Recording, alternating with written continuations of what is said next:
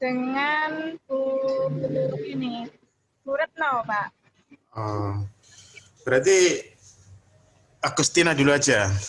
Apa gimana? Sambil nunggu Ya, yang lain. ya Pak.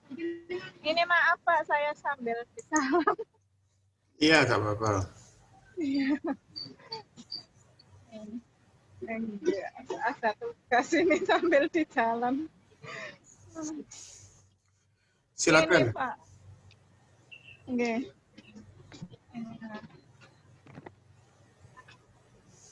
Halo, Retno. Ya, Bentar Pak. Pak ya. Kamu di rumah atau di Saya sekolahan? di rumah, Pak. Nggak ngajar kan? Di WFH. Oh, oke. Ini yang mau konsultasi Mbak Retno sama Agustina ya? Ada 3, Pak, sebenarnya sama Bu Ainun. Nggak apa-apa, yang sudah hadir aja. Kayaknya Agustina agak sulit itu. Ya, Retno dulu masih lah. di bank, Pak. Eh? Masih di bank. Kenapa? Saya tadi masih di bank, Pak. Mbak Siapa? Eri. Siapa? Mbak Eri. Bu Eri. Oh iya, nggak apa-apa. Sekarang siapa dulu aja ini? Ya udah, saya dulu ya, Pak.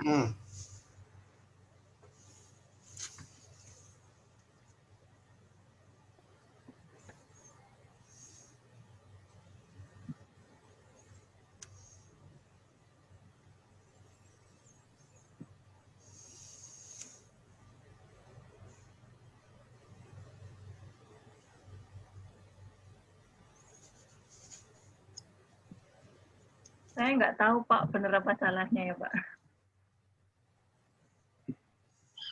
Ini judulnya Kesenjangan Digital dalam Pembelajaran Daring di Masa Pandemi COVID-19 pada Siswa Sekolah Dasar di Sidoarjo. Kemudian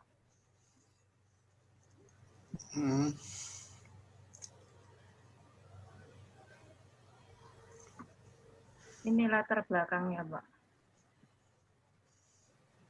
Iya. Kesenjangan digital. Itu banyak ada kesalahan cara tulis ya, itu kayak individu ya. Individu ya. Oh, ya keliru, Pak. Mohon Iya, maaf. terus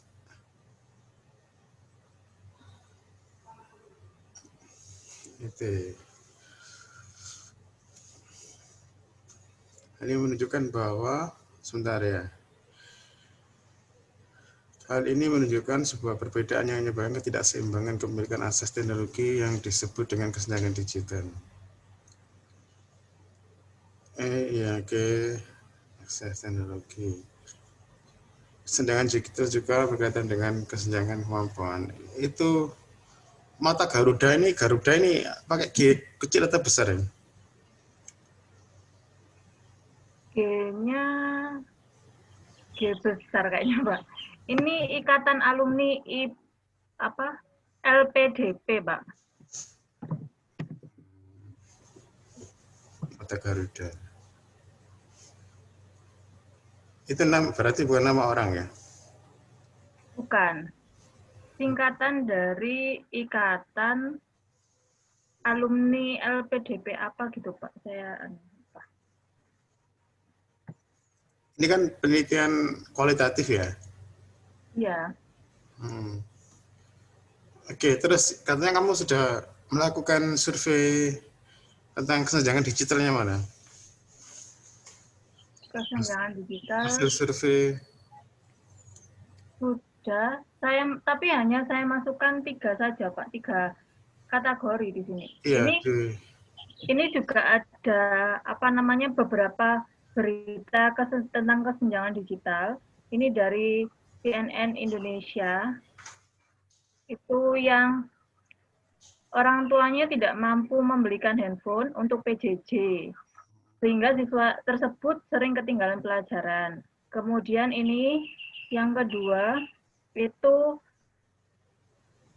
tidak memiliki handphone untuk PJJ, Nah, kadang itu dia meminjam handphone kakaknya, tapi ketika kakaknya sudah berangkat kerja, dia pinjam handphone tetangganya, kemudian dibuat belajar bersama-sama dengan temannya. Kemudian yang berita ketiga itu dari liputan6.com ini, itu seorang pelajar SMP, dia rela menjadi kuli bangunan untuk membeli handphone agar dapat mengikuti pembelajaran jarak jauh.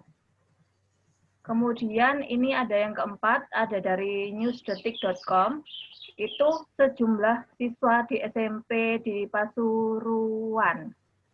Gitu. Pasuruan itu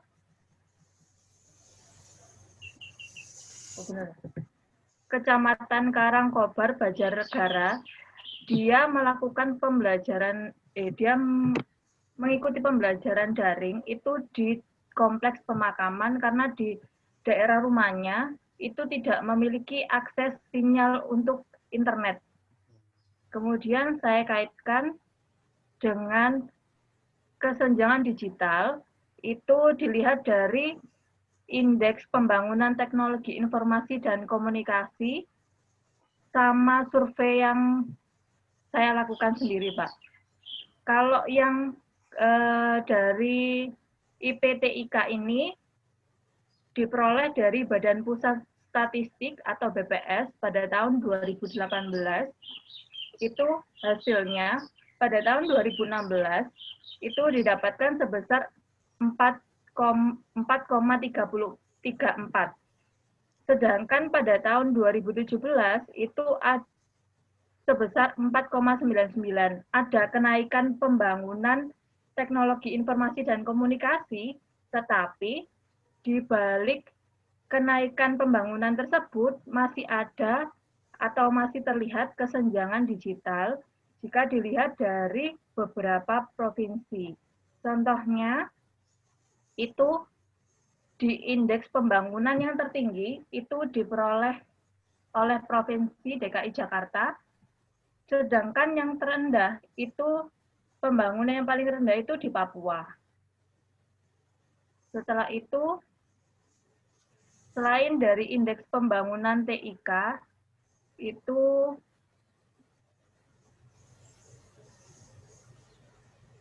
kan saya melakukan survei. Nah, surveinya ini berjumlah 83 responden, Bapak. Dengan uraiannya itu 21 responden itu berasal dari kelas 2, kemudian 62 responden itu berasal dari kelas 5. Nah, didapatkan apa yang saya masukkan atau saya cantumkan itu di sini hanya 3, Bapak. 3 indikator. Yang pertama itu dari kepemilikan HP, kemudian yang kedua waktunya, kemudian yang ketiga sinyalnya. Kalau indikator pertama, hasil surveinya dari 83 responden itu sebanyak 49 peserta didik atau kalau dipresentasikan itu 59% itu menggunakan handphonenya orang tua.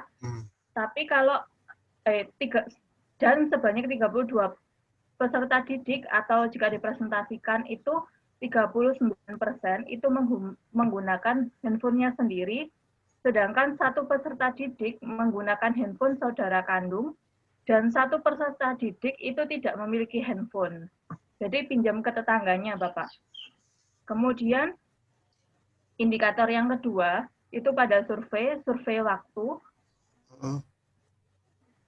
Survei waktu itu dari 83 responden, 21 peserta didik atau jika dipresentasikan ada 25%, itu siswa itu ingin memulai pembelajaran daring itu pada pukul 7. Kemudian 12 peserta didik atau 15% itu ingin memulai pembelajaran itu pukul 7:30. Kemudian 37 peserta didik itu ingin melakukan pada pukul 8. Nah, 2 peserta didik atau dipresentasikan 3% itu ingin melakukan pembelajaran daring itu pukul 8:30. Kemudian satu peserta didik atau 1% itu ingin mulai pembelajaran daring pada pukul 8.35. Kemudian 5 peserta didik ini atau persentasenya 6% itu ingin memulai pembelajaran pukul 9, satu peserta didik lainnya setengah 10, satu peserta didik lainnya itu pukul 10, dan satu peserta didik ini pukul 4, dan satu peserta didik ini pukul 5, dan satu peserta didik lagi tidak ingin belajar.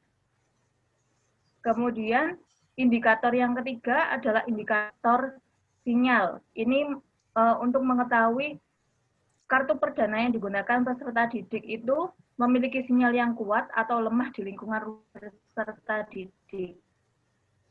Hasil surveinya menunjukkan dari 83 responden sebanyak 52 peserta didik atau 63% itu memiliki sinyal yang kuat. Kemudian 31 peserta didik atau 37%-nya itu sinyalnya lemah di sekitar rumahnya, Bapak. Kemudian berdasarkan hasil survei yang saya lakukan, itu kan terlihat bahwa beberapa 3 indikator tersebut itu menunjukkan ketidakseimbangan antara kepemilikan handphone, ada yang milik orang tua, ada yang milik sendiri, ada yang tidak memiliki, ada yang punya saudara. Kemudian tidak samanya waktu yang dapat diluangkan siswa untuk memulai pembelajaran itu juga berbeda-beda, Bapak. Karena kan ada yang miliknya orang tua kerja sore, jadi mereka baru bisa memulai pembelajaran daring itu juga pada sore hari. Kemudian juga ketidakseimbangan sinyal, itu juga mempengaruhi kesenjangan digital. Nah, maka dari itu, berdasarkan beberapa paparan yang telah diuraikan di latar belakang tersebut, itu menunjukkan bahwa peneliti itu kita itu penting untuk meneliti lebih lanjut terkait kesenjangan digital di lingkungan pendidikan, terutama dalam masa pandemi COVID-19 yang mengharuskan guru serta siswa melakukan pembelajaran jarak jauh atau pembelajaran dalam jaringan, maka dilakukanlah penelitian tentang kesenjangan digital dalam pembelajaran daring di masa pandemi COVID-19 pada siswa sekolah dasar di Sidoarjo. Iya. Gimana Pak Jagi? Iya, sudah bagus. Cuma hasil survei tadi itu dibuat tabel aja ya, Retno, yang pukul-pukul itu. Sebenarnya sudah saya bikin tabel, Bapak. Cuman saya takutnya kalau di latar belakang nggak boleh pakai tabel atau diagram. Boleh, karena apa? Yang penting kan ada data tentang kesenjangan digital kan. Karena ya, ini saya kemarin sempat bikin ini sih Pak, bikin PPT.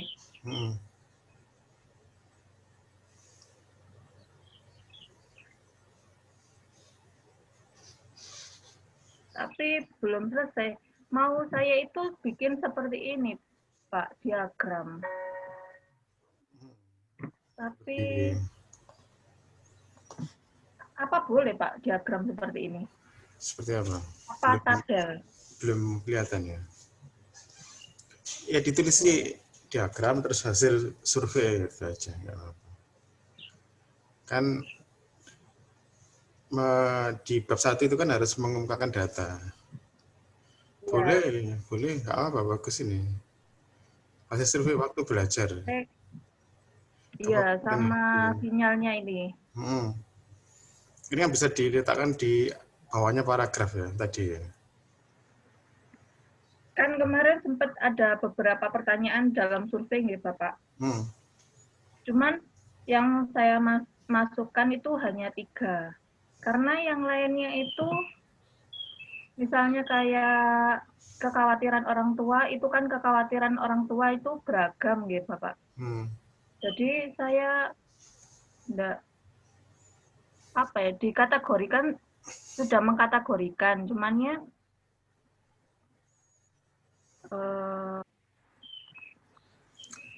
Belum itu sih Bapak, belum selesai saya kan. Nanti dalam rumusan penelitianmu ada nggak kekhawatiran orang tua itu? Rumusan masalahnya ya Bapak. Hmm. Rumusan masalahnya itu ada 4. Yang pertama itu sejauh mana kesenjangan digital pada siswa sekolah dasar di Sidoarjo.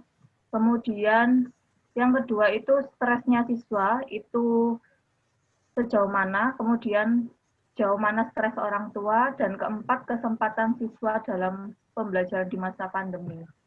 Ini di sekolah dasar SD Sidoarjo ya?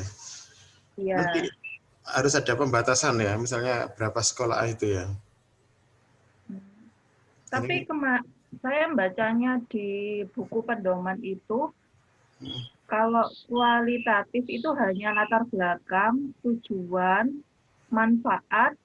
Enggak, Ya. Misalnya nanti kan ada orang tanya, ini di rumusan penelitianmu itu loh, kan mesti tanya, ini kok sekolah dasar di Sidoarjo kan seolah-olah kan semuanya kan ya? Oh iya Pak. Nah, nanti kan, berarti pembatasan masalah itu ditaruh di mana gitu? Ya enggak, yang penting kamu nanti bisa menjelaskan secara lisan. Nanti kan ada di bab 3 toh. Ini kan nanti kan ada di bab 3, misalnya subjek penelitiannya kan.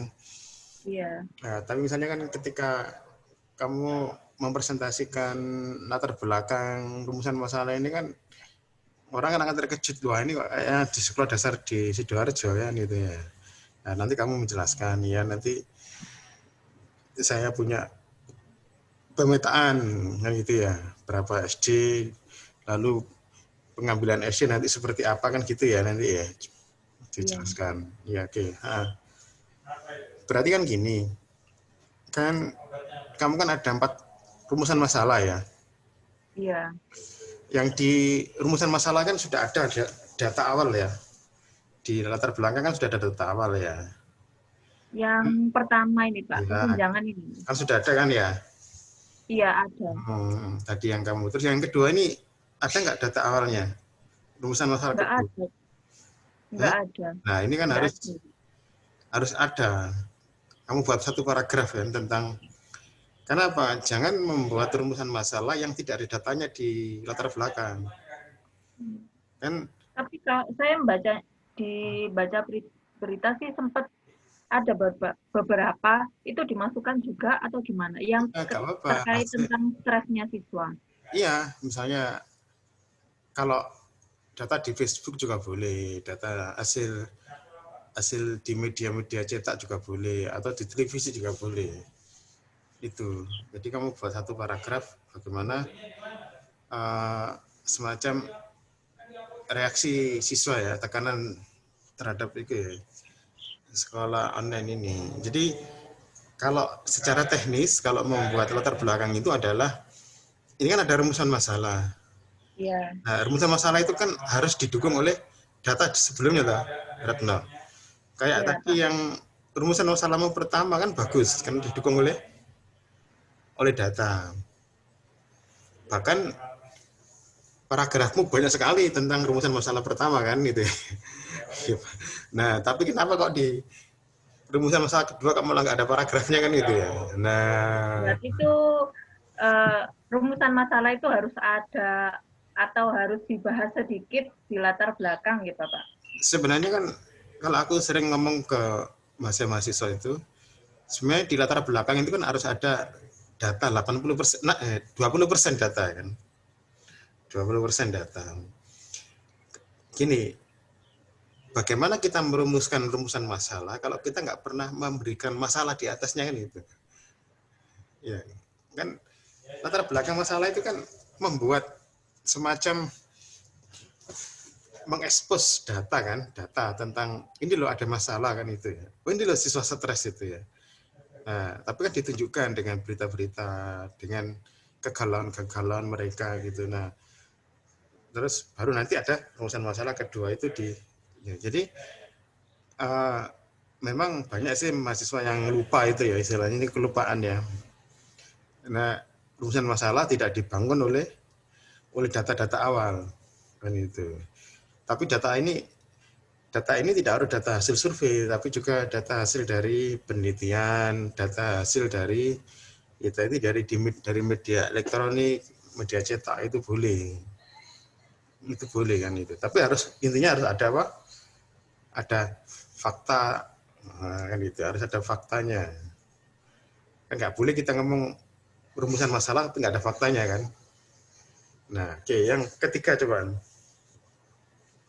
Stresnya orang tua. Nah, ini kamu sudah memberikan fakta nggak di Belum, tapi datanya ada, Bapak, sebenarnya. iya, kan kalau kita kan hanya teknis saja. Teknisnya itu kan kamu memberikan rumusan masalah kan. Iya. Tapi apakah rumusan masalahmu ini ada datanya? Data awal? Ada. Hah? Ada. Di latar belakang nggak ada, tapi sebenarnya saya ada surveinya, Bapak. Kayak kan, ini. Ya, berarti kan kamu tinggal membuat paragraf kan gitu ya? Iya. Ya. Kalau siswa kayaknya ada. Siswanya ada, Bapak. Stresnya itu ada. Misalnya gini, kayak kekhawatirannya siswa itu di sini ada. Misalnya kayak siswa yang pertama dia menjawab kekhawatirannya itu terkait kuotanya, keterbatasan kuota. Kemudian pembelajarannya susah, sulit dijangkau, terganggu karena sering dipakai orang tua. Terus orang tua juga ikut sekolah, macam-macam. Ya, itu kan kamu tinggal membuat paragraf tuh ya? Iya. Ya, tinggal membuat paragraf. Itu ada kekhawatiran orang tua itu, kalau nggak salah, di sebelah kanan. Kalau kekhawatiran orang tua, yang ini, Pak. Iya kan, nah, kan tinggal dibuat paragraf saja itu. Kan gitu. Tapi 83 itu banyak, Pak Jadi. Apanya? 83 responden. Apa Kan di kelompok? yang utama-utama aja kan, kamu membuat paragraf. Boleh 2 paragraf, boleh 3 paragraf, secukupnya. Kan gitu. Intinya kan, ini kan, kamu kan gini, penelitian itu kan 20% itu kan 20% itu kan data di pendahuluan ya. Iya. Yang 80% nanti kan ada di bab 4 ya, teman data ya. Nah, yang bab 4 itu teman data itu kan istilahnya melengkapi dari data yang 20% tadi itu. Ya, sekarang ini yang penting adalah kamu membuat paragraf bahwa ada fakta tentang kekhawatiran orang tua. Bisa 2 paragraf, bisa 1 paragraf, bisa 3 paragraf, terserah. Seperti itu. Nah, kalau yang di latar belakang itu kekhawatiran yang data yang menarik kan itu ya, harus yang menarik ya. Data yang menarik dari hasil surveimu itu misalnya orang tua takut anaknya tidak naik. Kan itu ya. Iya deh. Orang tua takut anaknya tidak naik kelas misalnya. Orang tua takut karena anaknya main game. Nah, ini ada juga kan ini ya. Takut main game. Itu. Terus tapi terkadang Pak Jaki kan saya pernah kalau kelas 2 seperti ini ya Pak Jaki. Nah, misalnya kekhawatirannya kan tidak kalau saya baca itu sekilas tidak ada yang takut dengan kayak takut iklannya YouTube misalnya Pak, kayak pornografi kan sekarang kayak misalnya lihat YouTube terus orang tua takut iklannya itu berbau pornografi atau kekerasan, itu mereka tidak menuliskan pada survei ini, tapi ketika diwawancara kan ketika misalnya mengumpulkan tugas kemarin ya Bapak, saya sempat menanyakan apa sih kekhawatirannya orang tua gitu. Orang tua juga sebenarnya ada kekhawatiran bahwa takut main game, takut melihat hal yang aneh-aneh yang berbau kekerasan atau pornografi, tapi orang tua tidak mencantumkan pada survei ini, Pak Jaki? Gak apa-apa, itu kan nanti sebagai data waktu di bab 4-nya kan. Nah, tapi boleh misalnya itu kan kalau yang di pendahuluan itu kan kekhawatiran orang tua kan secara general, tidak detail kan. Kalau misalkan nanti kalau di bab 4 itu kan, loh kenapa ibu kok takut anaknya itu terpapar pornografi misalnya. Sejauh mana pengalaman yang ibu ketahui tentang pornografi di media online, kan dia seperti itu kan. Nanti di bab 4-nya itu lebih detail karena itu. Detail, oh ya dia menjelaskan bahwa di YouTube itu banyak misalnya misalnya video-video yang belum waktunya dilihat oleh anak-anak misalnya, itu nanti secara di bab temuan data. Tapi kalau yang di bab 1 ini lebih ke kekhawatiran secara umum. Nah, boleh ditulis nanti misalnya anak-anak, kekhawatiran orang tua adalah anak-anak terpapar pornografi kan gitu misalnya, boleh. Tapi intinya yang penting ada kan gitu. Karena yang nggak boleh itu kan kamu merumuskan masalah tapi di atasnya nggak ada masalah kan gitu ya. Kan gitu. Ingat, rumusan masalah itu kan rumusan masalah peneliti kan, Retno ya. Tapi di atasnya rumusan masalah peneliti, di atasnya rumusan masalah itu harus ada masalah. Nah, gitu kan. Karena latar belakang itu adalah mengekspos sejauh mana sih masalahnya ini kan itu. Besaran masalahnya seperti apa. Kalau dilihat dari kesenjangan digital tadi kan, besaran masalah, bukan besaran rumusan masalah ya, tapi besaran masalah di kesenjangan digital tadi kan luar biasa kan. Itu tadi ada berapa persen tadi itu yang nggak punya handphone sendiri itu ya. Hampir mayoritas ya. Hampir mayoritas kan siswa nggak punya handphone kan. Iya. Terus ada yang nggak punya handphone, ada yang pinjam. Oh, yang di berita itu apa? Enggak, yang hasil survei tadi kan ada yang pinjam lah. Ada yang pinjam handphone ke tetangganya kan ya. Iya, ada yang pinjam tetangganya. Enggak, kalau maksudnya dari rumusan masalahmu itu, yang rumusan masalah pertama kan yang ada datanya kan ya, di atasnya kan ya. Ada datanya. Dan datanya kan sudah bagus. Maksudnya memang benar-benar ada apa? Ada kesenjangan digital kan gitu. Ya rumusan masalah kedua kan belum ada datanya ya. Rumusan masalah ketiga kan belum ada datanya. Coba rumusan masalah yang terakhir, coba ingin lihat saya. Apakah ada datanya di atas? Nggak ada, Pak, kayaknya. Apa ya rumusan masalah keempat ini? Peningkatan siswa dalam pembelajaran di masa pandemi COVID-19. Oh ini berarti ini ya.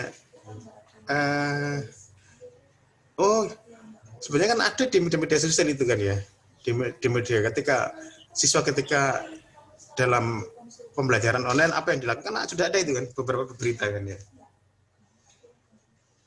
Ini kan bagaimana kesempatan siswa dalam pembelajaran. Ini berarti ketika siswa lagi melakukan pembelajaran ini ya, Retno? Iya, Pak. Maksudnya kesempatan, maksudnya apa ini? Kesempatan apa? Maksudnya kan kesempatan belajarnya siswa itu kayak daring. Guru itu memberikan kesempatan kepada siswa itu seperti apa? Misalnya melalui aplikasi atau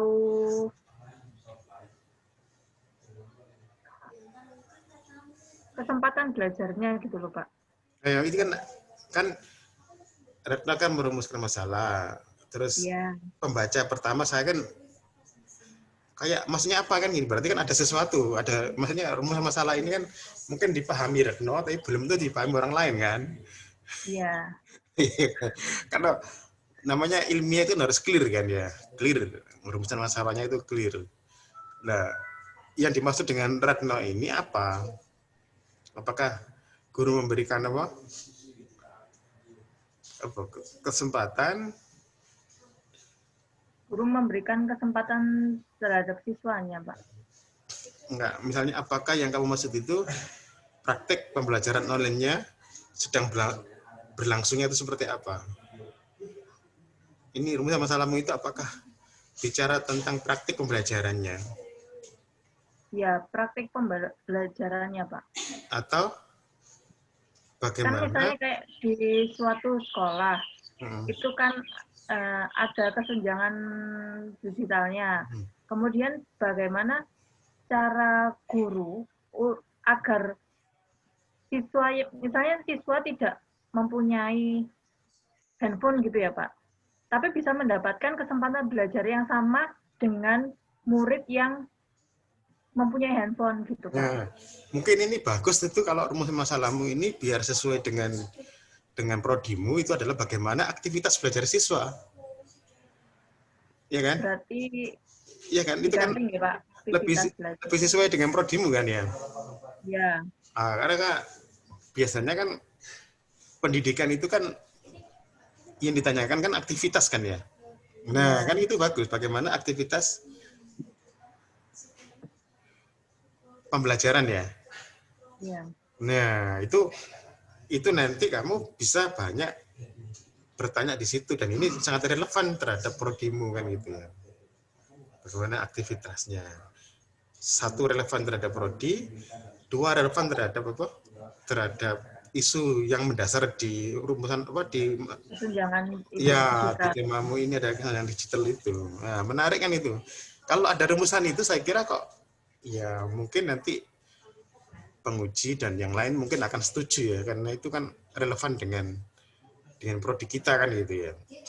Berarti kan? Yang rumusan masalah keempat itu diganti bagaimana aktivitas belajar siswa dalam pembelajaran di masa pandemi COVID-19. Ya, di tengah diberi judulmu yang bagaimana aktivitas ditambah kesenjangannya. Kesenjangan digital. Ya.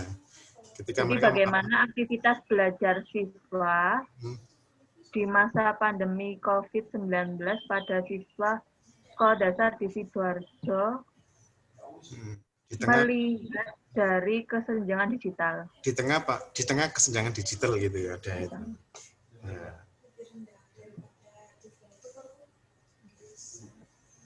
Nah, itu bagus itu. Nah, nanti usahakan di atasnya itu diberi beberapa paragraf ya. Satu paragraf pokoknya terserah kemampuannya Mbak Retno ya. Yang bicara tentang ini. Nah, misalnya latar belakang nggak apa-apa banyak, Pak. Kenapa? Latar belakang nggak apa-apa banyak. Nah, sekarang gini, rumusan masalahmu kan 4 ya? Iya. Nah, misalnya satu rumusan masalah beri kamu satu paragraf, berarti ada berapa paragraf? 4. Nah, kan 4 paragraf itu banyak enggak kira-kira? Enggak. Nah, kan enggak banyak. Ini ada satu rumusan masalah itu tadi. Iya. Oke. 1, 2. Ini kan 5, Pak. Ya, ini kan karena energinya Mbak Retno kan banyak difokuskan pada rumusan masalah 1. Iya. Nah, begitulah nanti makanya ketika kita membuat tesis itu harus hati-hati. Banyak orang itu fokus pada bab 1. Nanti keteteran di bab 2 kan gitu.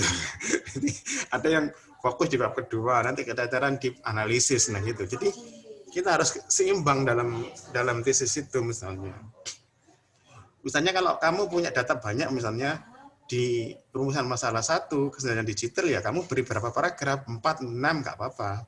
Tapi berarti nanti resikonya yang lain itu bisa 1 paragraf, bisa 2 paragraf. Yang penting ada intinya itu.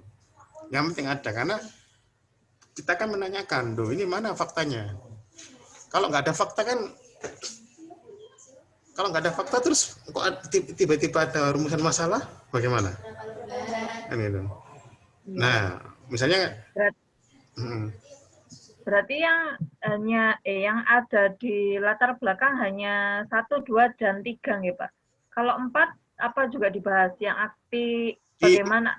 Di 4 itu kan sebenarnya nih kalau makanya di pendahuluan ini kan datanya itu bisa data-data umum kan. Disebut dengan pendahuluan karena bisa data umum, bisa data hasil kita survei sendiri.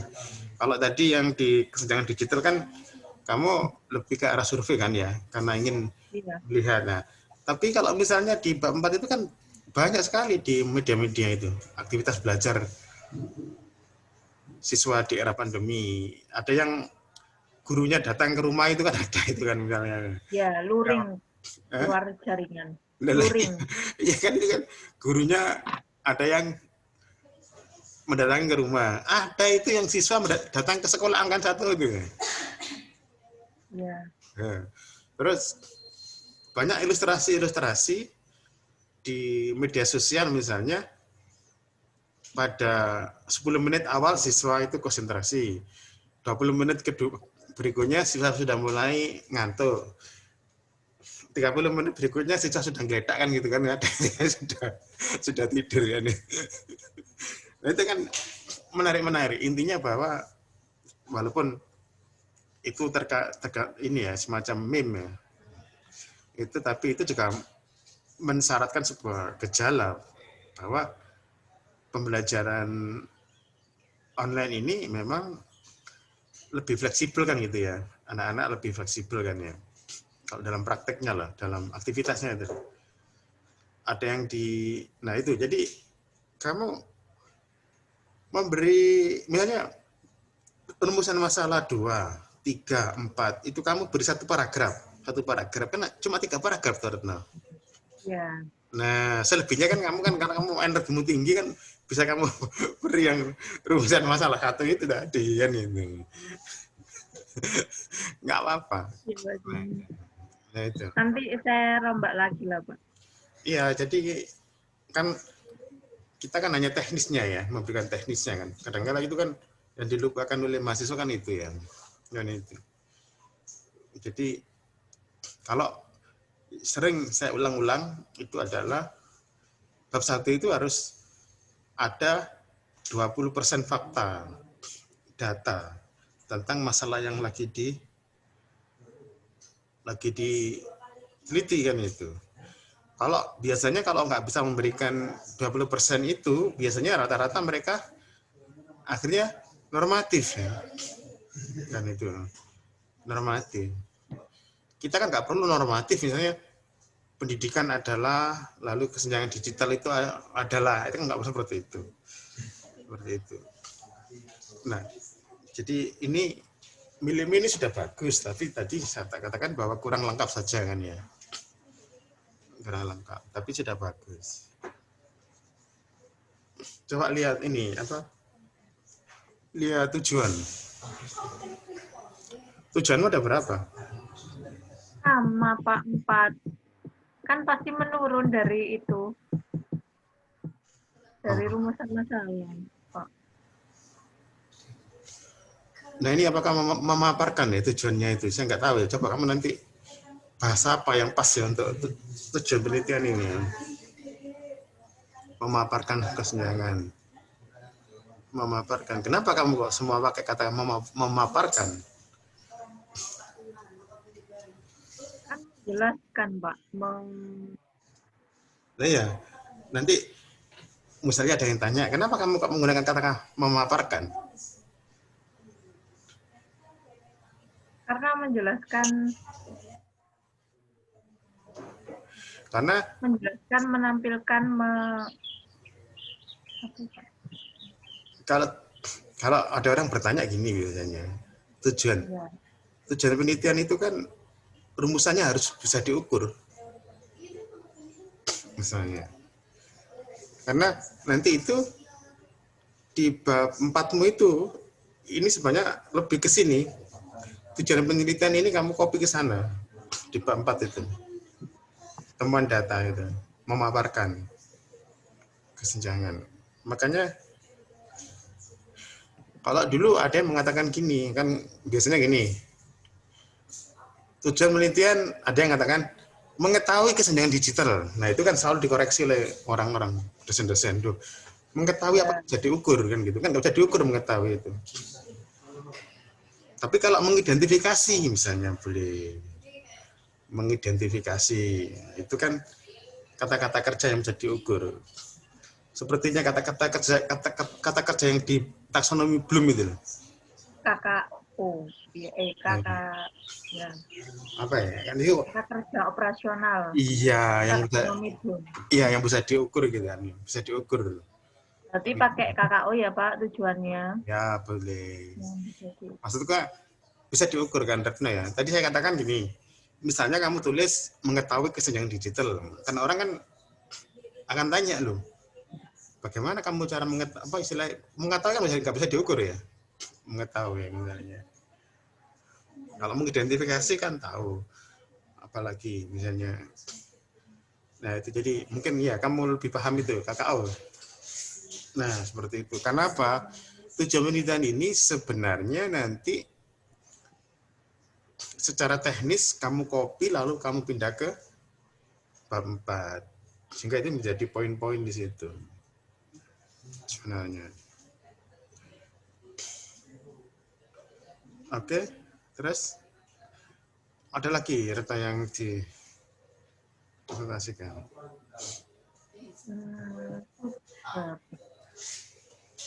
Sudah Pak, insya Allah. Ini sudah ya, berarti bab 2 belum ya? Belum, saya berproses Pak. Oh ya udah, berarti udah bagus itu. Ini sudah bagus, saya kira. Tadi tinggal menambah. Kamu kan sudah punya data kan sebenarnya? Ya sudah, tinggal ngolah itu Pak. Belum dipresentasikan juga, belum dikelompokkan. Ya betul. Oke, saya kira udah bagus, Retno. Sudah Ya, oke. Terima kasih Pak Jeki. Oke, sama-sama Pak Retno. Ini siapa lah?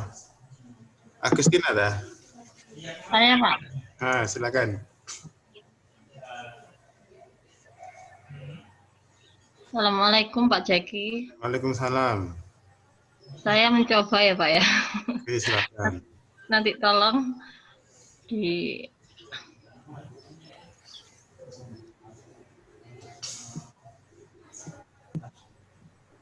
apa sudah tampak?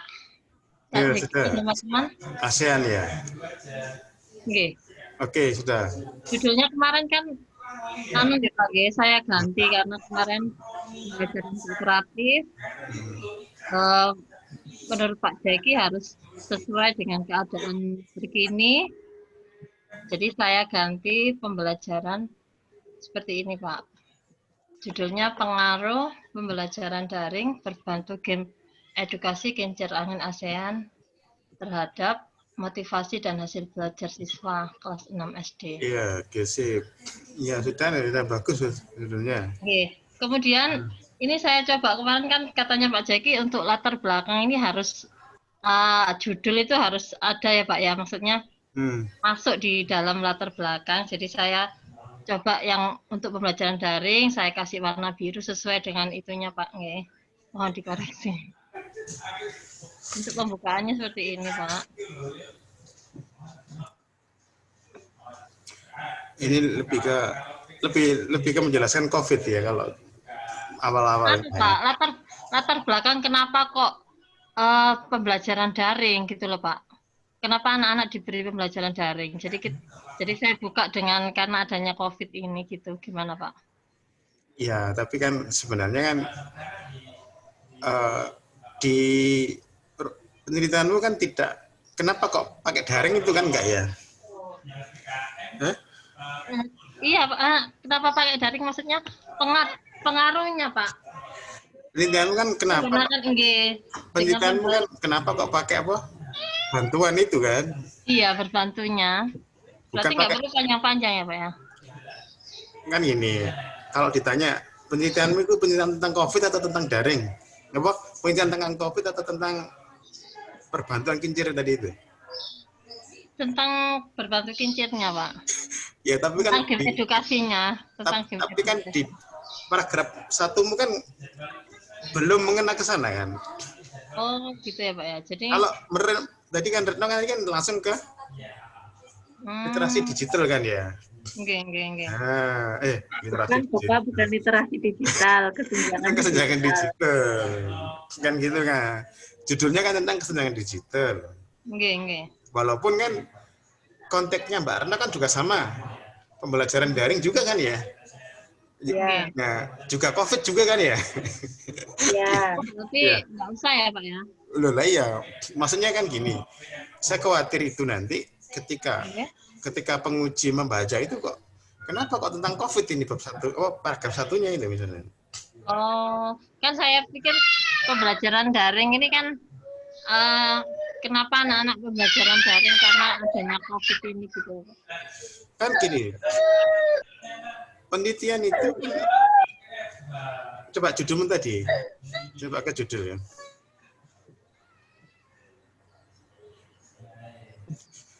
Ini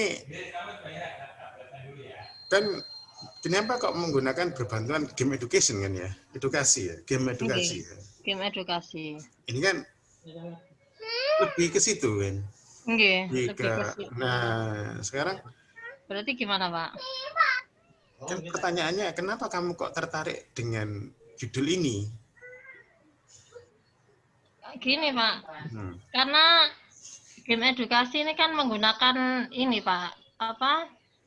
Mobile itu loh, Pak. Kan menggunakan online itu. Jadi cocok untuk pembelajaran daring gitu, Pak. Nah, kenapa paragrafmu kok nggak kamu buka dengan itu? Oh gitu ya Pak ya, berarti nggak usah ya Pak ya? Nggak usah Pak, yang COVID tadi ya? Nggih. Berarti langsung masuk di sini ya Pak ya, pembelajaran daring ini ya Pak ya? Iya. Nggak usah, bisa ya Pak? Boleh yang pembelajaran daring sesuai dengan apa? Ya itu kan undang-undang, kamu kan nggak mengerti tentang undang-undang dah.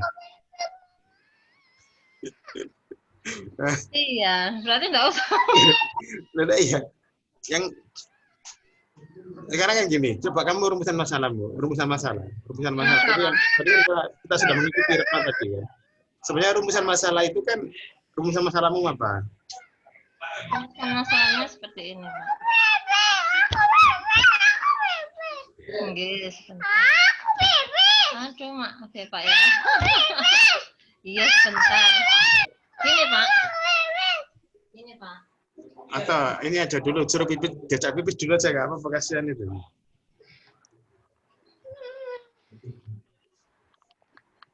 Bentar ya Pak ya. Iya.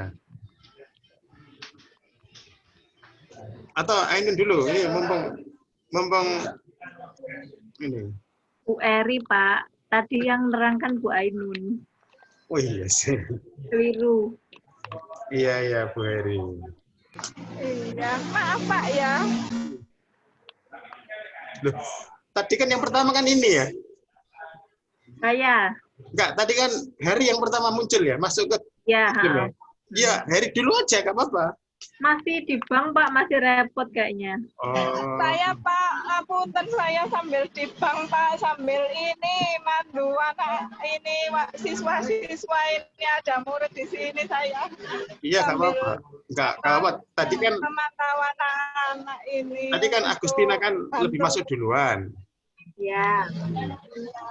Nah sekarang sambil Pak, ini mandu bantuan itu Pak. Sekarang itu apakah Agustina dulu atau Ainun? Nggih Pak. Monggo Bu Ainun dulu, enggak apa-apa Pak. Nggih. Ini rumusan masalah saya hanya 2, enggak apa-apa nggih Pak? Apa sudah betul seperti sekarang itu? Gini, rumusan masalahmu yang pertama itu kira-kira latar belakangnya kamu letakkan di mana? Paragraf apa? Paragraf yang mana? Hasil belajar ini Pak. Yang mana?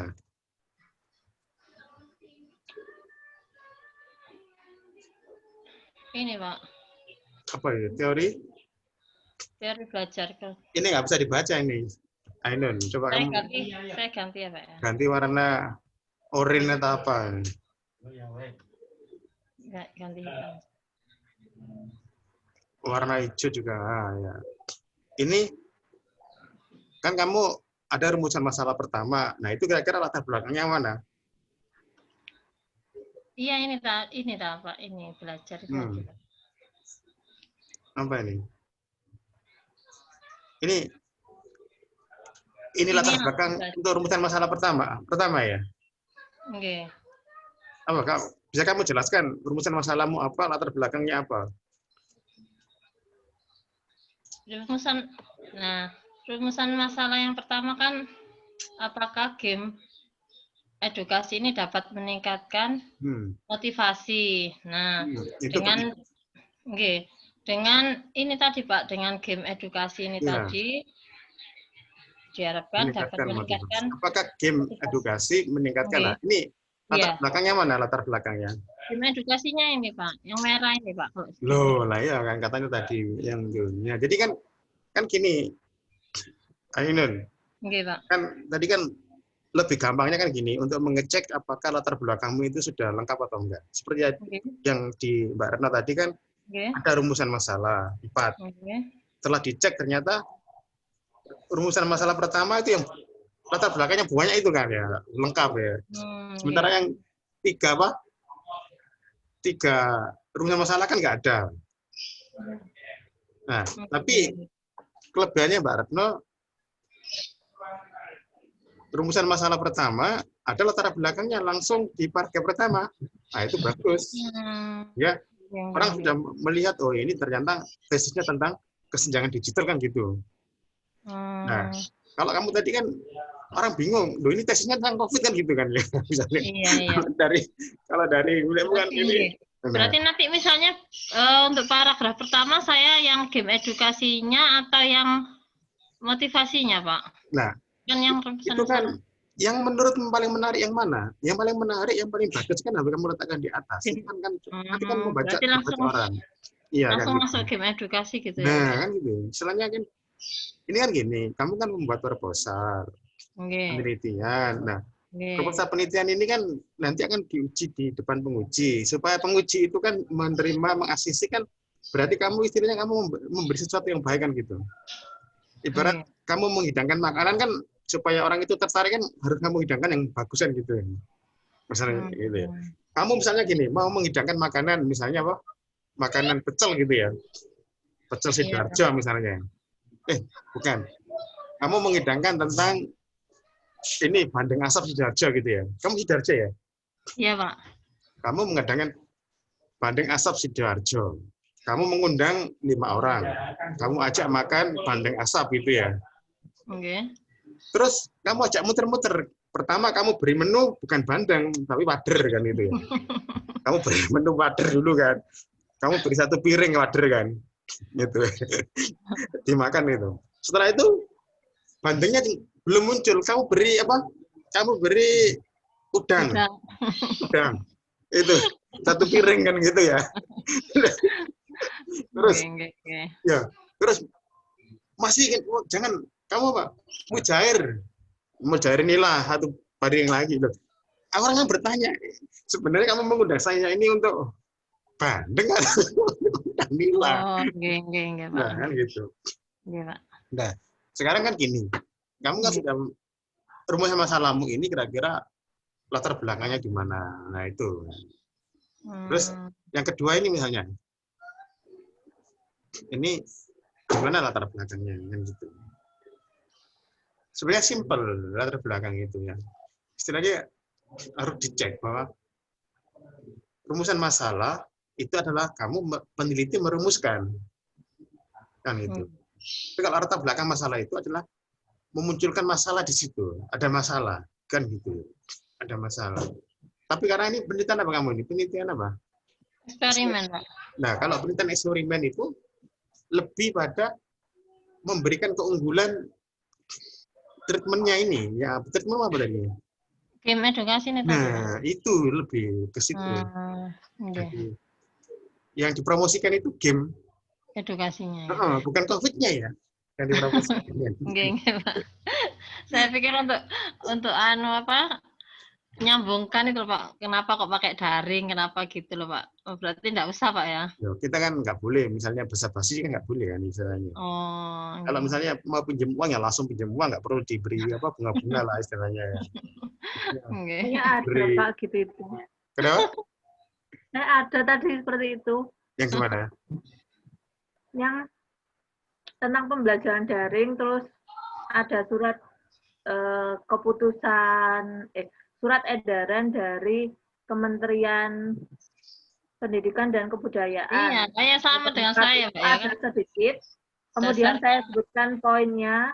Kemudian saya ambil yang kegiatan belajar di rumah atau PJJ atau biasa disebut dengan pembelajaran dalam jaringan.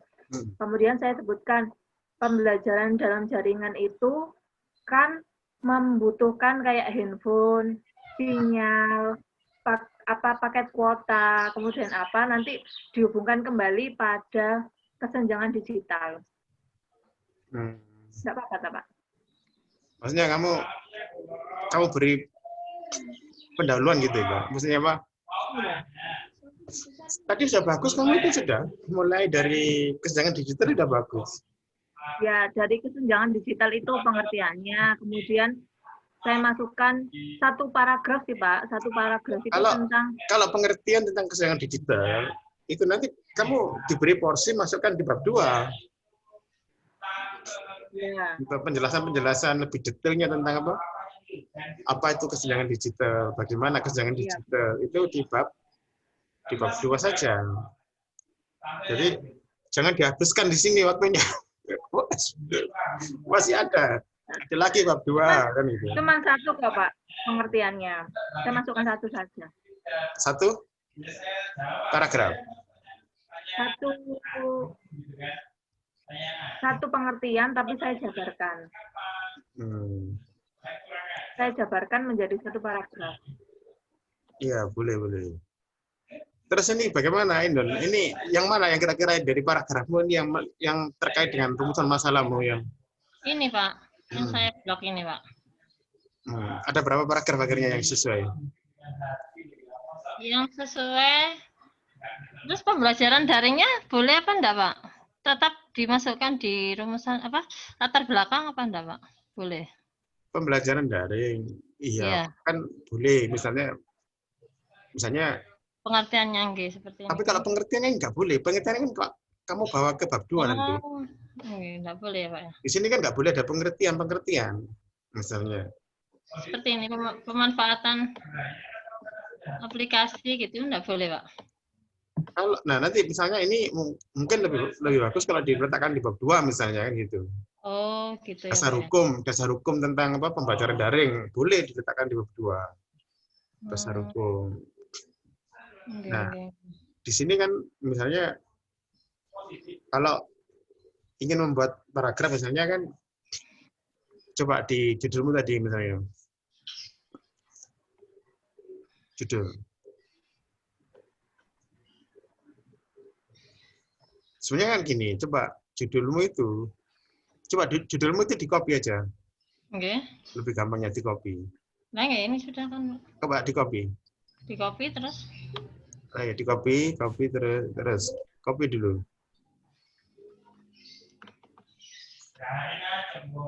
Ini sudah saya kok Pak. Iya di copy, nah, terus copyin. Iya. Nah, terus letakkan di bawahnya latar belakang ini.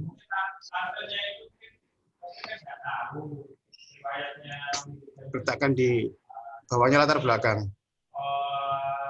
Enggak tadi yang di bawahnya tadi nih, di bawah tulisan latar belakang tadi itu. Itu. Di sini Pak. Yang A itu ya. Nah.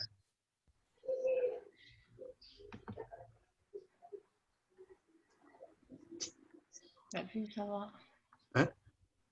Bentar Pak. Keliru, kurang ke bawah. Udah di situ ya, oke. Nah, kamu punya judul ini. Kira-kira kamu membuat paragraf seperti apa dari judulmu ini?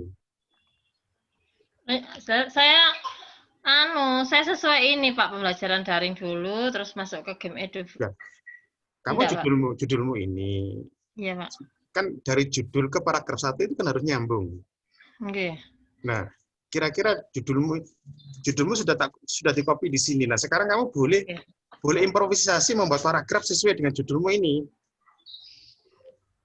Lah nggih Pak, kan tadi rencana saya gini, untuk paragraf untuk pertama itu pembelajaran daringnya yang saya bahas gitu loh Pak. Terus selanjutnya masuk ke game edukasinya gitu, terus ke motivasi dan hasil belajarnya gitu. Kan gini, paragraf 1 itu kan paragraf yang general kan, yang menjelaskan semuanya itu loh ya. Kan gitu. Nah, nanti paragraf keduanya bisa tentang pembelajaran daring. Oh, okay. Yang dilakukan oleh guru. Nah, itu tapi di sini kan pembelajaran daring yang dilakukan oleh guru itu seperti apa? Misalnya kurang memanfaatkan tentang game kan gitu. Bukan menjelaskan bagaimana pembelajaran daring. Oh, gitu ya, Kan gitu.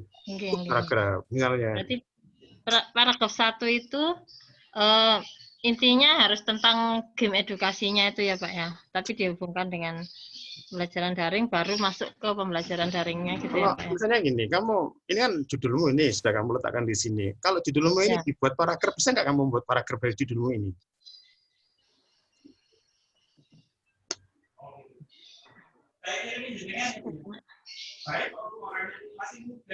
Masalah. Bingung ya?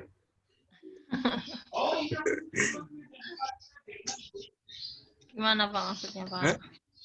Gini, Ainun. Sebenarnya kan ini kan karena kita kan nggak terbiasa ya membuat paragraf pertama ya. Iya Pak. Sehingga kan paragraf pertama itu kan yang paling pokok, yang paling penting. Tetapi karena nggak terbiasa membuat paragraf pertama ini, akhirnya diisi paragraf-paragraf yang sebenarnya nggak terkait kan gitu ya. Iya. Karena judul lalu ke paragraf. Sebenarnya setelah memberi judul itu kan paragraf 1 itu kan mencoba untuk melanjutkan judul tadi itu, memperjelas judul, tahu maksudnya ini. Nah, misalnya gini ya. Saya punya judul ya. Iya, Pak. Internet dan demokrasi. Itu judulnya ya. Iya. Iya kan? Internet dan demokrasi. Itu judul. Setelah tak tarik ke bawah ini, di latar belakang ini, judul tadi tak copy seperti yang kasusmu ini, internet dan demokrasi. Nah, itu ya.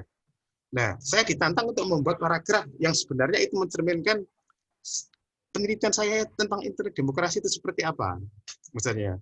Nah, di situ akhirnya internet dan demokrasi. Beberapa peneliti tentang internet dan demokrasi menghasilkan 2 perdebatan. Satu mengatakan bahwa internet itu tidak bisa mempengaruhi demokrasi. Seperti yang dilakukan oleh misalnya bla bla bla bla bla bla. Yang kedua, internet itu bisa mendorong terjadinya demokrasi seperti yang dilakukan oleh bla bla bla. Ya itu kan seperti itu. Berarti untuk paragraf 1 kita mengutip dari jurnal ya, Pak? Loh iya kan sebenarnya kan itu sebenarnya kan ada penelitian penelitian. Tadi kan paragraf 1 ini kan seperti judulnya, judul kan dibawa ke paragraf 1 ya. Iya, Pak. Nah, kan gitu. Oke. Misalnya kita jurnalnya itu Pak, tapi di negara lain gitu bisa tak, Pak? Oh, ya malah bagus di negara lain. Oh, ya kemarin saya kan ada game edukasi, tapi misalnya di Malaysia gitu loh, Pak. Justru malah kan sebenarnya kan kalau latar belakang eksperimen kan seperti itu. Pernah dilakukan misalnya game edukasi di mana kan gitu. Dan hasilnya seperti apa? Itu kan yang paling bagus. Loh, kan kalau latar belakangnya penelitian eksperimen kan seperti itu, Mbak Ainun. Oke. Berarti paragraf 1 itu kita mengutip dari jurnal ya, Pak. Nah, kalau kamu bisa membuat paragraf seperti itu membuat penguji itu tidak bertanya-tanya gitu. Jangan membuat pusing penguji kan gitu ya. Boleh ya Pak ya, langsung misalnya mengutip dari jurnal ini gitu ya Pak ya, boleh. Malah bagus karena kamu eksperimen dan eksperimen itu kan memberikan treatment. Nah sekarang kan gini, kok tiba-tiba misalnya Ainun kok memberikan treatment game edukasi kincir pintar, itu kan penguji dan dosen pembimbing kan ingin tahu apa ini pernah diterapkan kan gitu, dan hasilnya seperti apa. Tapi game edukasinya tapi kan anunya berbeda gitu ya Pak ya. Yang sana bukan kincir pintar misalnya apa gitu, enggak apa-apa ya. Itu kan berarti nanti di paragraf selanjutnya bahwa supaya penelitianmu ini itu ada kebaruannya kan gitu. Makanya di pendahuluan itu kan posisi peneliti itu di mana. Nah, posisi peneliti di sini kan kamu memberikan aspek pembaruan di kincirnya itu kan gitu kan. Nah, itu loh. Itu kamu letakkan di paragraf berapa gitu. Nah, seperti itu. Berarti harus anu lagi. Nggih, kemarin sudah dapat beberapa jurnal, tapi saya kira nanti saya masukkan bab 2 gitu aja untuk kajiannya gitu, Pak. Kamu belum ini ya, membaca yang ini ya, mendengar yang ini, yang pentingnya jurnal itu ya? Kenapa, Pak? Kamu belum melihat video yang pentingnya jurnal itu ya? Yang anu itu, Pak. Mbak siapa itu yang... Iya. Nggih, sampun. Itu kan betul ya, berarti jurnal itu kan yang ini ya. Iya. Nah, kalau apalagi ini eksperimen, pengembangan eksperimen itu lebih dituntut untuk itu. Untuk itu membuat apa. Nah, sekarang ini judulmu itu loh nggak ada COVID-nya, ini ada COVID ini. Kan ya. Terus. Jadi judul. Kamu kan waktumu kan banyak tersita untuk judul ya, Mbak Ainun ya. Enggak, Pak. Loh, ya. Waktumu itu tersita untuk judul itu banyak sekali, sehingga kamu itu mengoreksi judulmu, kamu ganti terus berkali-kali saya lihat itu ya. Iya, Pak. Tapi kamu kenapa kok kedodoran di paragraf pertama? Ini seharusnya ketika kamu memikirkan judul itu, kamu harus memikirkan di paragraf pertama juga. Karena itu terkait, sangat terkait. Seperti itu. Nah, jadi sebenarnya paragraf itu harus ada di situ. Nah, nanti kamu terserah, nanti misalnya di paragraf yang pertengahan itu kamu isi pembelajaran daring itu seperti apa praktiknya, itu boleh lah di situ. Tambah-tambahin nggak apa-apa. Tapi yang penting itu elemennya. Kita kan ingin cari elemennya ini. Elemenmu ini loh, misalnya.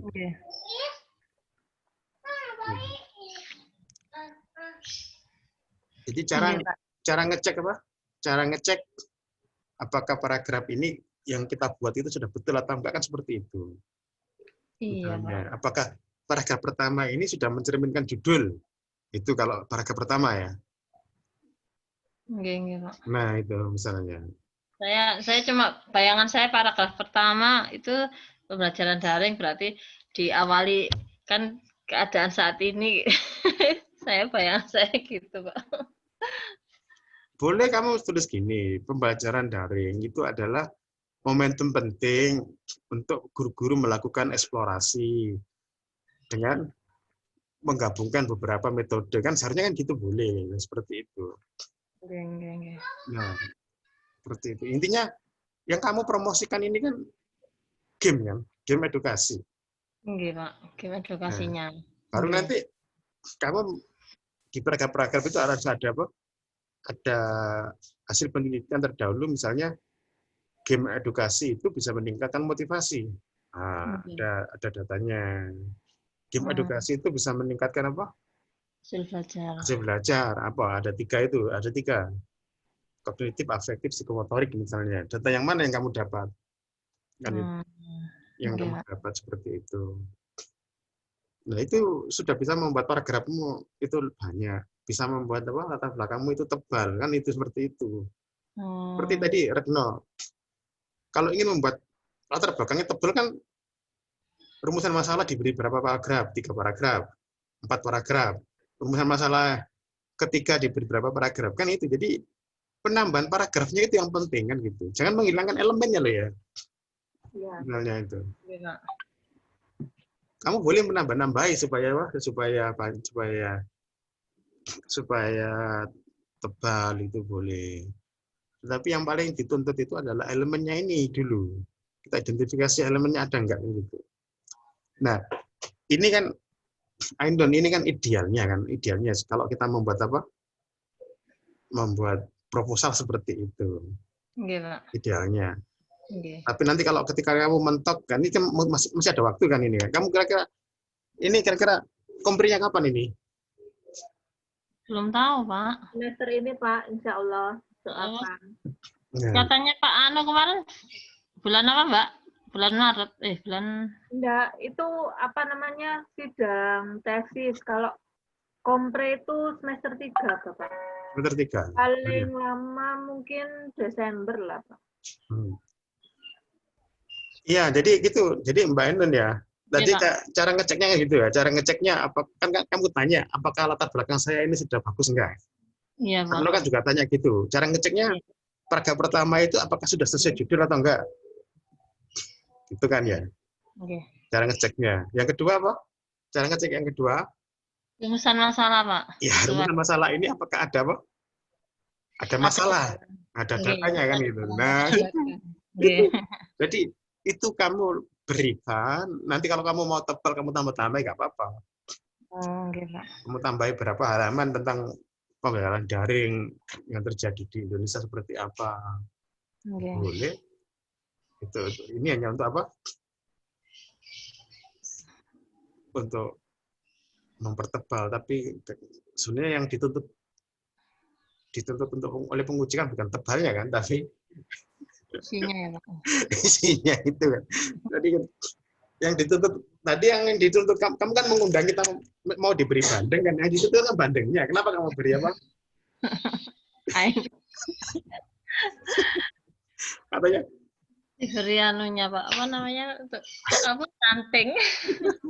Katanya Sudarjo itu ada terkenal bandeng asap tanpa duri kan gitu. Orang sudah mau ke rumahmu 5 orang. Ya, tapi kenapa kamu sembunyikan gitu loh? Kamu beri apa? Loh, kamu beri yang sebenarnya kamu itu memberikan sesuatu itu menurutmu menarik, Ainun. Misalnya kamu beri apa? Udang. Wah, udang itu enak. Kamu beri udang. Kamu beri apa tadi itu? Nila. Hujan nila. Loh, ini kan bagus loh. Iya, tapi kan 5 orang datang ke rumahmu itu kan sebenarnya ingin apa? Ingin bandengnya. Bandengnya. Ya. Tapi nanti biasanya orang ketika kita membuat proposal itu memang godaannya di situ. Godaannya kita itu memberi sesuatu yang apa? Yang menarik menurut kita. Kan itu ya. Okay. Padahal bukan menarik menurut kita. Adalah ilmiah. Ilmiah itu adalah mereka datang ke sini untuk apa kan gitu. Itu ilmiah. Mereka datang ke sini itu alasannya apa? Nah, mereka datang ke sini alasannya apa, lalu kita beri sesuai dengan permintaan mereka. Nah, itulah ilmiah itu. Kan gitu. Nah, kalau mereka datang inginnya bandeng asap tanpa duri, lalu kita beri misalnya ikan ubur-ubur misalnya, misalnya ya bagus menurut kita. Ya, wah enak ini. Bahkan mungkin kalau mengatakan, loh ini ikan ini lebih enak ketimbang apa? Bandeng bakar, bandeng asap tanpa duri misalnya. Tapi itu tidak ilmiah, itu namanya subjektif. Subjektif tuan rumah, subjektif peneliti, kan gitu kan. Padahal kan penguji kan yang dicek penguji kan gini, 5 orang ini mau datang ke rumahnya Ainun. Karena Ainun kan promosi kan, menarik ini, bandeng asap tanpa duri. Nah, itu kan judulnya ini ya. Sehingga nah, akhirnya menarik 5 orang itu. 5 orang datang itu. Nah, sekarang saya pembimbing, nanti ada penguji, itu mengecek saja. Apakah 5 orang ini datang ini disuguhi sesuai yang itu. Nah, kalau kamu suguhi, oh ini sudah betul. Misalnya ketika sudah mau masuk ke rumahmu itu sudah banyak di situ tentang bandeng, asap pating digantung-gantung itu misalnya. Terus ada menu-menu, tinggal itu ya seperti itu. Tapi ini kan seperti yang kemarin kan, seperti yang waktu kita itu ya, ternyata memang agak sulit ya membuat proposal yang ini, yang apa ya? Yang menarik penguji. Ya karena kita tergoda kan ini, tergoda. Tidak fokus terhadap judul dan rumusan masalah. Kan itu.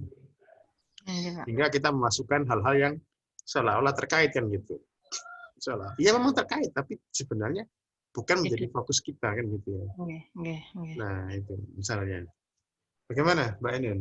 Oke Pak, siap. Ini kan sudah ada di bawah, tinggal apa?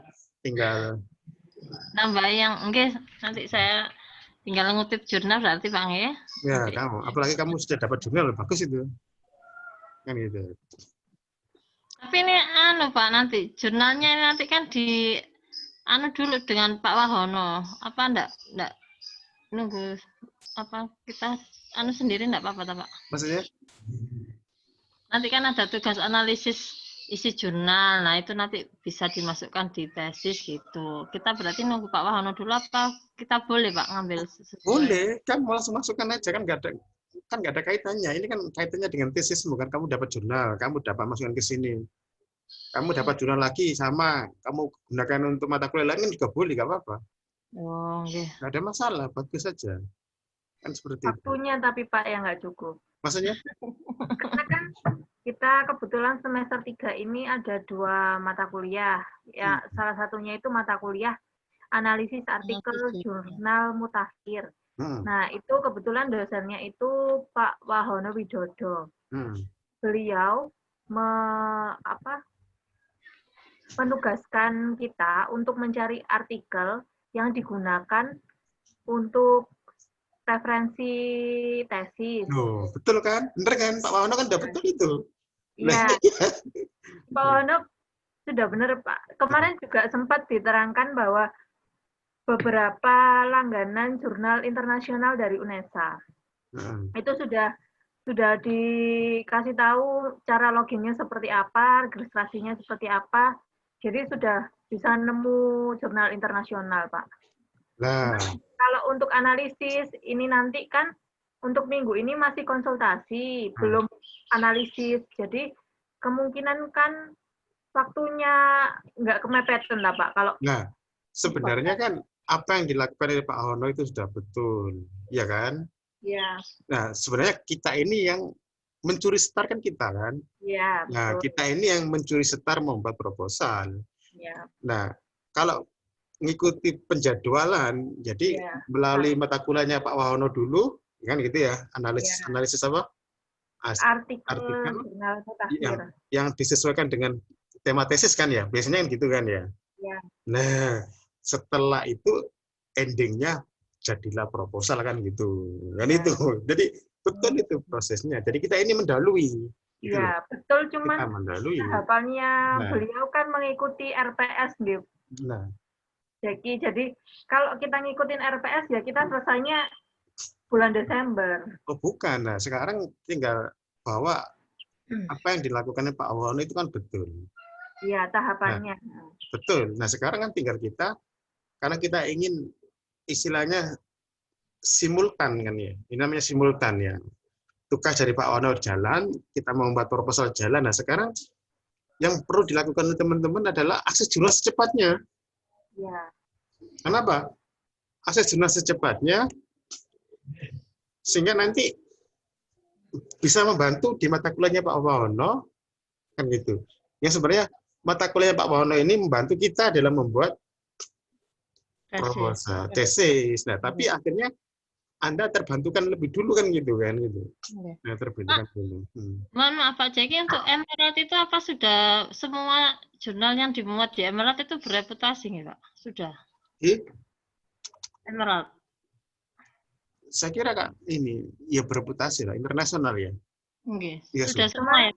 Diterangkan sama Pak Wahono Widodo kalau di Emerald itu sudah pasti terindeks gitu loh Pak. Ya. Kalau misalnya di open access, jadi apa kayak aksesnya terbuka, itu belum tentu bereputasi. Katanya bapaknya gitu. Scholar itu ya mungkin ya Mbak Retno ya. Scholar itu loh, Google Scholar itu mungkin ada yang belum ya. Iya.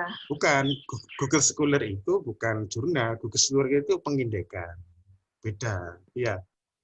Google Scholar itu kayak Google itu loh, pengindekan. Ada Pak.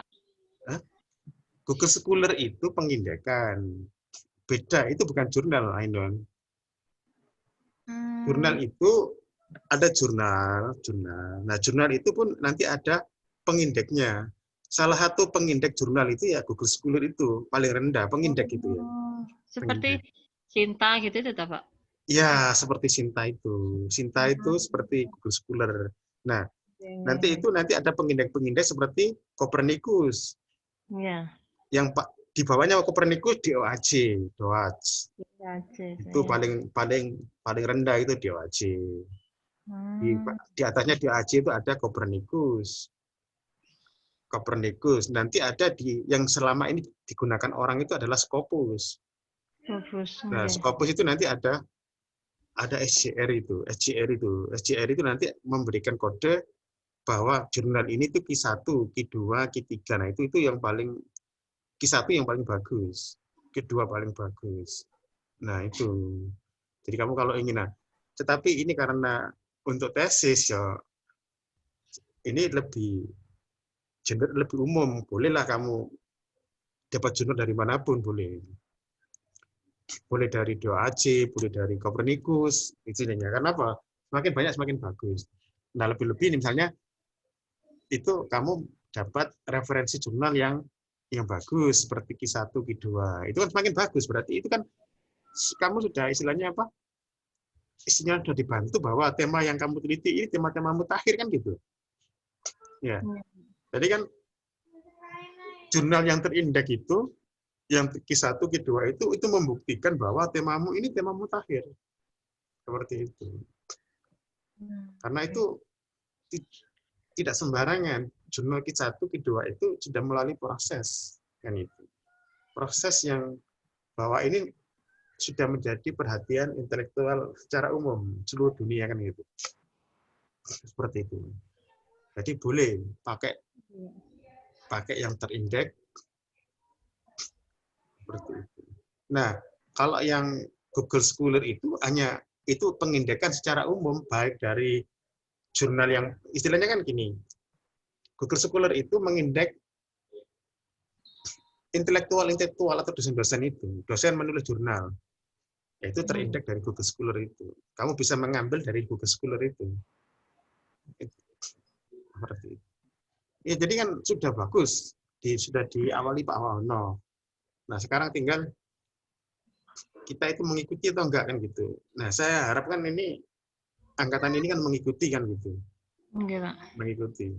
Tapi nanti ada sinergi, Anda jalan bareng istilahnya. Bahkan mungkin Anda bisa mendahului komprenya itu. Tidak harus menunggu selesai apa mata kuliah ini. Tapi ini kan sering jalan. Nah, kalau sudah mendapat tugas seperti itu, kenapa kok nggak langsung mengambil jurnal? Kan itu.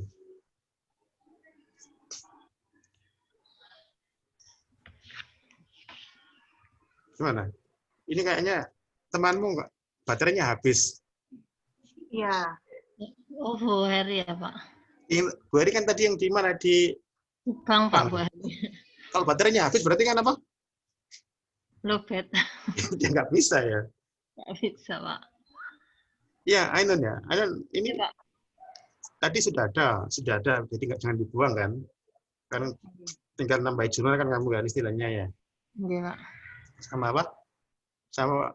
Sama yang nggak penting itu maksudnya nggak penting menurut penelitianmu ini ya. Tapi bisa jadi itu penting menurutmu kan itu. Ya, kita selalu ini ya. Oh, penting menurutmu kan gitu. Tapi ini kita ini adalah ilmiah. Ilmiah itu makanya nggak boleh, istilahnya nggak boleh tolak-tolak ya ilmiah ini. Ilmiah itu benar-benar apa? Harus lurus. Nggak boleh tolak-tolak. Nah, seperti itu. Bagaimana? Ini berarti masih ada pertanyaan atau gimana? Gimana Mbak Retno? Kalau saya mau tanya Pak Jeki, Pak Jeki bisa bimbingan online lagi kapan nih? Besok saya kerjakan habis ini, maksudnya selesainya nggak tahu kapan. Kamis jam 1 atau jam 2? Atau jam berapa? Saya mengikuti Pak Jeki mawon. Oke, monggo Pak Jeki bisanya kapan? Berarti kita nyoba ya Pak ya. Kita nyoba. Enggak, jangan khawatir. Kita ini kan mengawali kan ya, Ainun. Kita itu mengawali dan karena kita mengawali lebih awal, saya kira mungkin lebih bagus kan gitu ya. Apalagi didukung oleh dosen-dosen kan sekarang sudah mengarahkan ke fokus yang sama istilahnya ya. Di konsentrasi yang sama. Saya kira kok bagus. Intinya apa yang kita lakukan nggak akan sia-sia kan gitu. Jadi saling sinergi gitu loh. Seperti itu. Gimana? Berarti Kamis ya kita akan bimbingan lagi ya? Lagi? Kamis ya? Jamnya mengikuti Pak Jeki. Jam 1 ya? Kamu jam 1 ya? Jam 1. Oke. Jam 1 ya. Oke. Kalau nggak ada lagi kita tutup ya? Oke, Pak. Terima kasih, Pak Jeki. Oke, sama-sama. Oke, selamat siang dan assalamualaikum warahmatullahi wabarakatuh. Waalaikumsalam warahmatullahi wabarakatuh.